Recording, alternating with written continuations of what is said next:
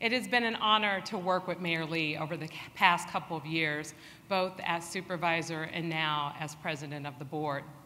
I want to emphasize two areas that I'm particularly proud of: our work on affordable housing and our work with public safety.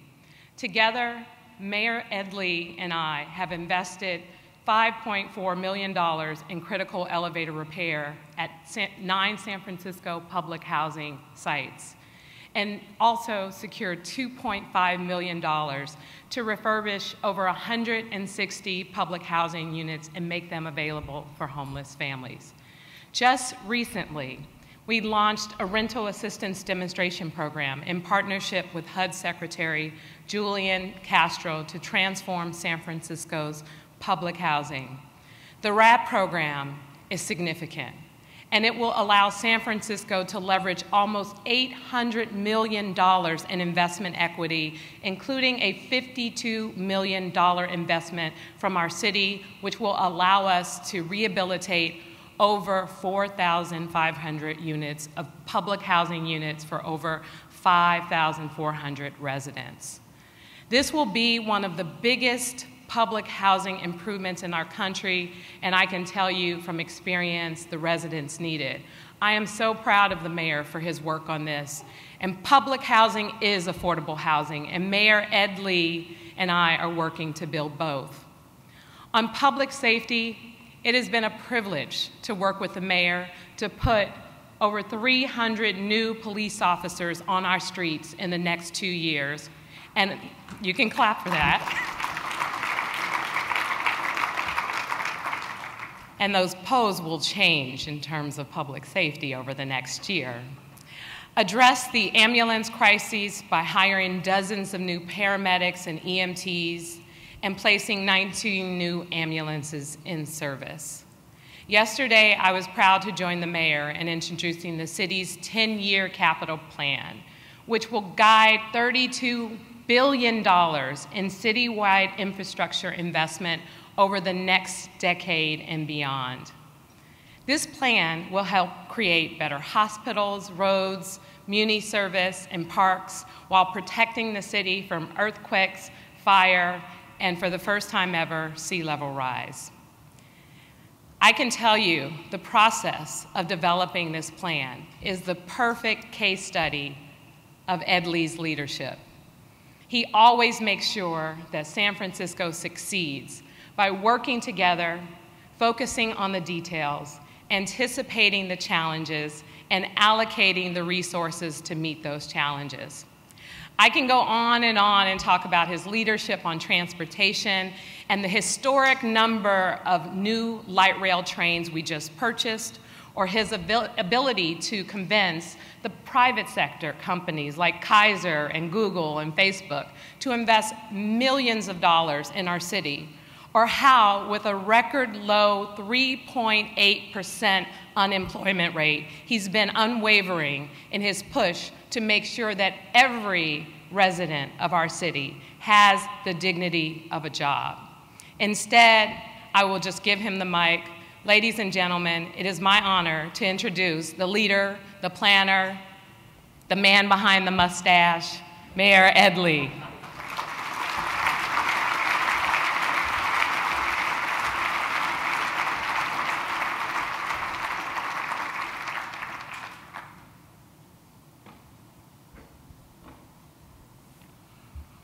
Wow, London, that was such a nice introduction.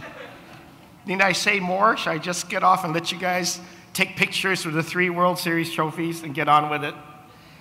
Well, let me just add something that I know is near and dear to London's heart, and so it is to me and so many of you.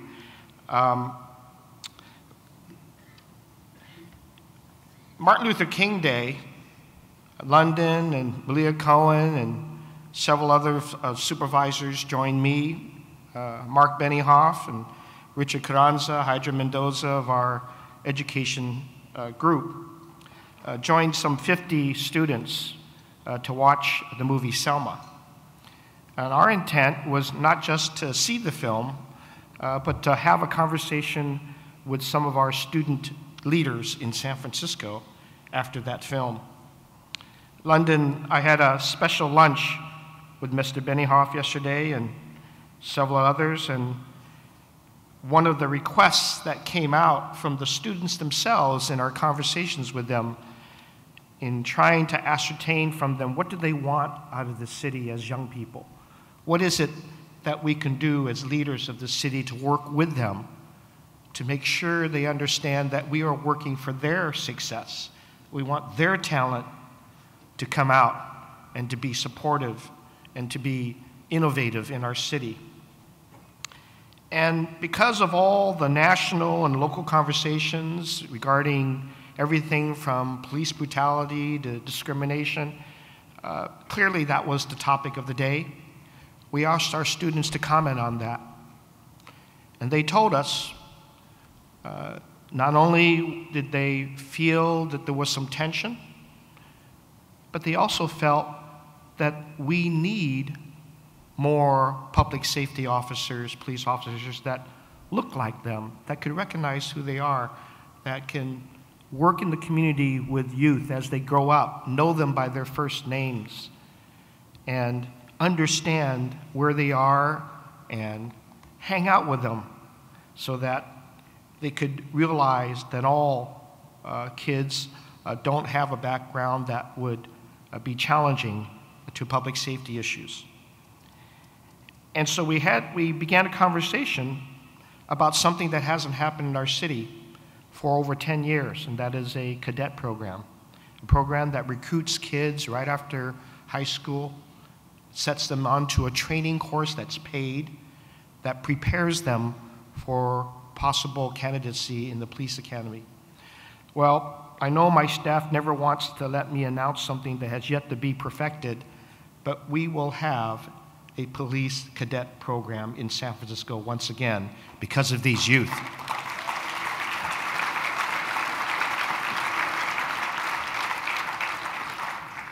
So all good news, and I want to begin with that, along with standing beside 3 World Series trophies that excite me to no end.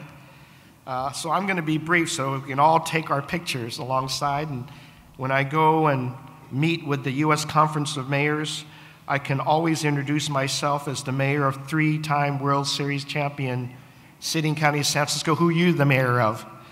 And of course, get into a well-deserved conversation about what we're doing as mayors. Well, San Francisco is growing. We're leading the way in our region and our nation in job growth. And as London said earlier, we enjoy now today a 3.8% unemployment rate and a workforce that is larger than any time in our history. And it proves that our economic policies are working. And in just 3 years, through the years of 2010 to 2013, we created more than 76,000 new jobs in San Francisco. We're growing faster than any major city in the US, and I know some of the business sectors get a lot of credit for this, but the truth is, we've seen job growth in virtually every business sector, including construction, hospitality, healthcare, as well as technology. And these sectors provide good jobs. And with our minimum wage increase, the most progressive wage in the country, we know that even more of our residents will be in a better position to benefit from our city's success. Now, I always like coming to the CityBeat breakfast because it allows me to hear what people are thinking about here in San Francisco. And I must say that this year's results match what I've been hearing from business leaders, employees, and residents throughout our city. Most people believe that our city is moving in the right direction and that the quality of life across the city, as well as in our neighborhoods, is improving. But residents are anxious. They're anxious about their future. They want to make sure that the success of the city will result in success for them as well. So perhaps we see this most visibly and vividly across around the cost of living, specifically around housing costs. You know, I've always said that the biggest divider in our economy is between those that have a job and those that do not. Well, I think we can all agree that having a stable place to live in our city is a very close second. That's why I'm focused on doing everything I can in my power to address the housing needs for all San Franciscans. That's why we're working together to address this crisis created by years of underbuilding. As you all know, I've been committed to building 30,000 units of housing by 2020, with 1/3 of them permanently affordable and the majority affordable to middle-income families. We're already on our way with over 4,000 units that were delivered in 2014 and over 5,000 expected this year to be delivered. We have built more homes this past year than in both 2012 and 2013 combined. And that's measurable progress, but we need to do more. But let me be clear with all of you. When we are in the midst of a housing crisis, you don't slow down production. You find ways to speed it along. And we've done that by cutting out red tape and prioritizing affordable housing projects. But even as construction of those housing units are underway, too many of our residents are fearful of the future. Many families worry about their ability to stay here in the long term, and I'm committed to keeping San Franciscans in San Francisco, and we have a number of programs that will help us do that. So the next steps towards achieving this goal are clear. We'll keep residents in their homes with eviction defense and helping residents buy their rent-controlled buildings. We'll expand down payment assistance programs so more residents see the benefits of home ownership. In fact, we're investing $100 million through our retirement fund over the next 10 years, helping 150 first-time home buyers each of those years. We will end speculative evictions. Whether we do this in partnership with our friends at the state legislature or on our own, we must stop speculators from flipping buildings and displacing residents. We're going to create a new investment fund, partnering with our private and philanthropic organizations to enable faster purchases of land for affordable housing or buildings for rehabbed housing. We're going to leverage our public lands for public good, using our surplus land to fund housing for our middle class. The program will identify buildable sites for at least 4,000 units by 2020, 50% of which will be affordable to middle and low-income families. And we're going to go back to our voters for another affordable housing bond this November, supporting our ambitious plans to rebuild public housing and to allow for acquisition, rehabilitation, construction of homes for low and middle income families.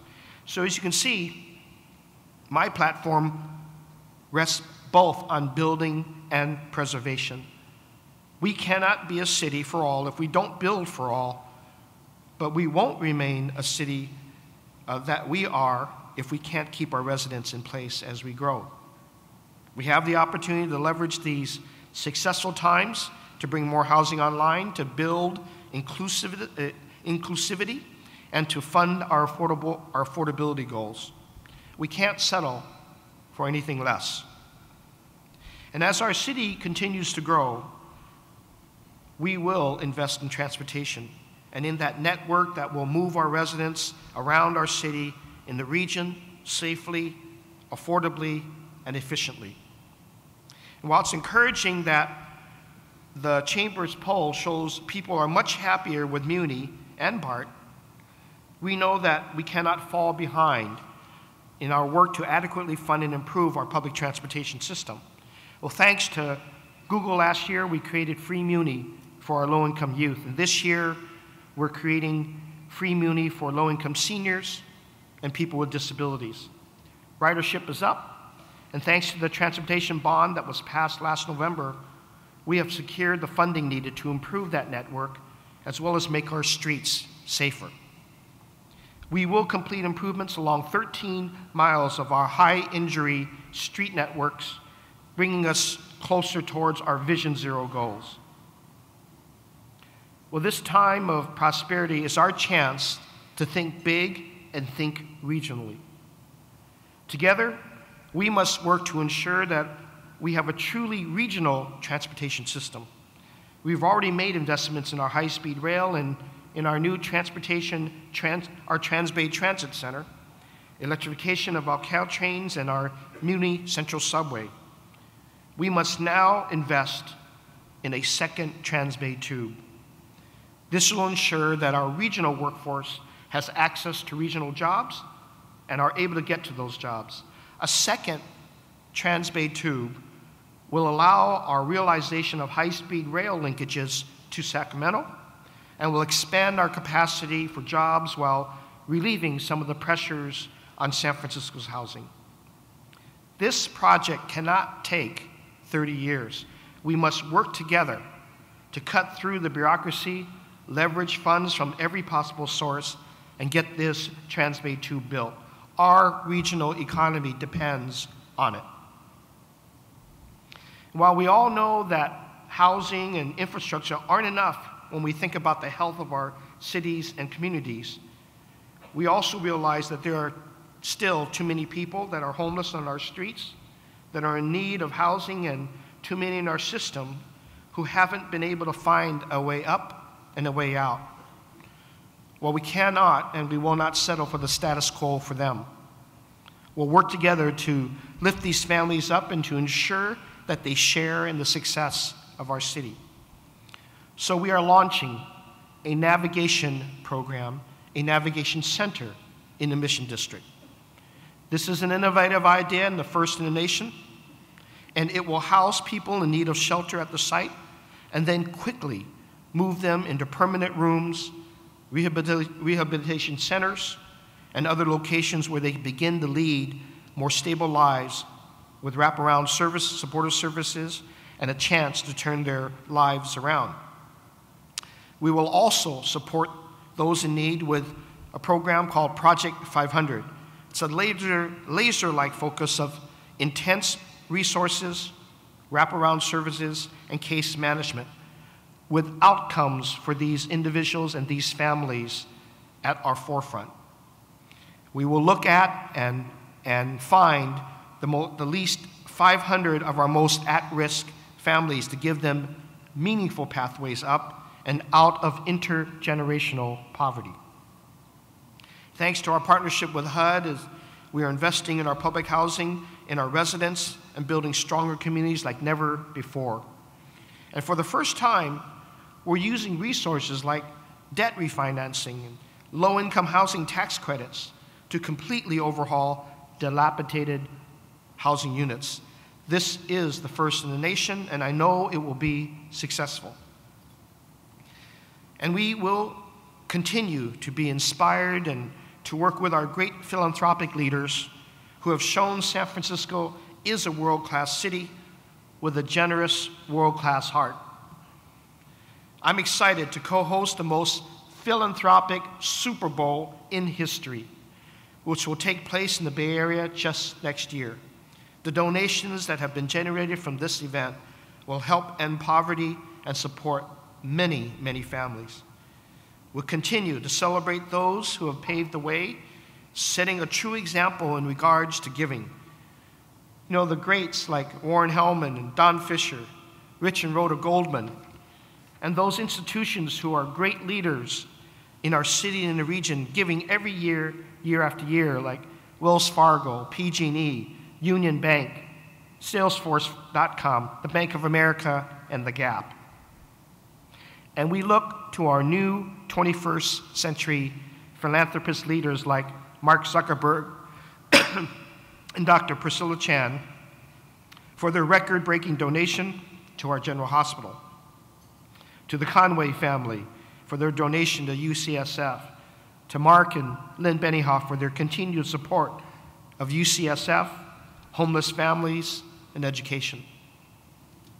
Well, that brings us right to the point of announcements for today. Education. Investments like Mark's in education is perhaps most relevant for today's discussion, which is all about talent.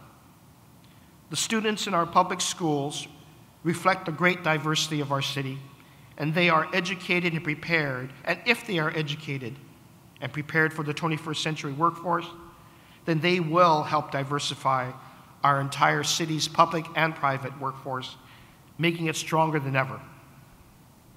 Well, the city has taken unprecedented steps to secure and increase our investments in San Francisco's public schools, children, and families, and we will continue that investment. The voters just authorized the Children's and Public Education Enrichment Funds, allowing us to allocate hundreds of millions of dollars for our most underserved young people. And in partnership with Superintendent Carranza and the school district, we will continue to explore and invest in ways to expand young people's access to science, technology, engineering, and math, and in mentorships, in life skills training, as well as growing our cradle to career opportunities, particularly with my middle grades leadership initiative. And thanks to the support of United Way, as well as so many hundreds of local businesses last year, we reached our goal in providing over 7,600 paid jobs and internship opportunities to our young people with my Youth Jobs Plus initiative. We are strengthening our public-private philanthropic partnerships so that we can advance opportunities for youth, especially for boys and girls of color. Last October, we were able to showcase our call for action to President Obama's My Brother's Keeper Challenge with the U.S. Secretary of Education, Arne Duncan. Superintendent Carranza and senior government officials, philanthropic leaders like SF Foundation leader Fred Blackwell from our Bay Area family. And here in San Francisco, we're calling it My Brother's and My Sister's Keeper. And we are adopting the 6 overarching goals to ensure our young boys and girls have the resources, the community support, and the opportunities they need to succeed. We've also been working to develop a jobs pipeline that will focus on knowledge and skill development. And we want to make sure that all of our students are educated and take advantage of the great opportunities our city has to offer. Today, I am very proud to join the San Francisco Chamber of Commerce to announce this education collaboration called UniteSF. What a lovely name. This SF Chamber initiative will bring together committed partners around 3 common goals: 100% graduation rate, access and support to achieve higher education, and pathways to sustainable jobs and careers. UniteSF will bring together and committed partners, will bring together and leverage our resources and work in collaboration with education and business leaders. I know we have the talent, many of them in this room, to help our students succeed. Everyone can come together, bringing our minds and our resources together to find real solutions that will give our students and our city a brighter future. We are already taking our first collaboration through our STEM Talent Pathways program and planning. Well, support for this new initiative has already been overwhelming, and I'd like to personally thank my Education Leadership Council, especially our Public Schools Superintendent Richard Carranza, who has shown tremendous support for UniteSF. Well, this Education Council includes leaders not only from our school district, our city college, UCSF, UC Hastings, the University of San Francisco, the University of the Pacific, San Francisco State, and Golden State University. Many are here today with us to unite with us, and I would like them all to stand up, and if we can give them a special hand of applause, to applaud them for everything that they do every single day to educate our children and our youth. Please stand up, our education leaders.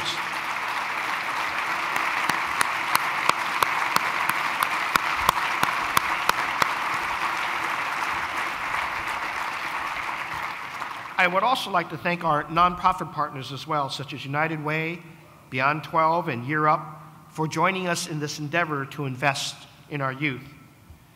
Finally, a special thank you to San Francisco Chamber of Commerce and their board president and their president, CEO Bob Linsheed, for taking the lead on this important effort and strategizing and prioritizing education.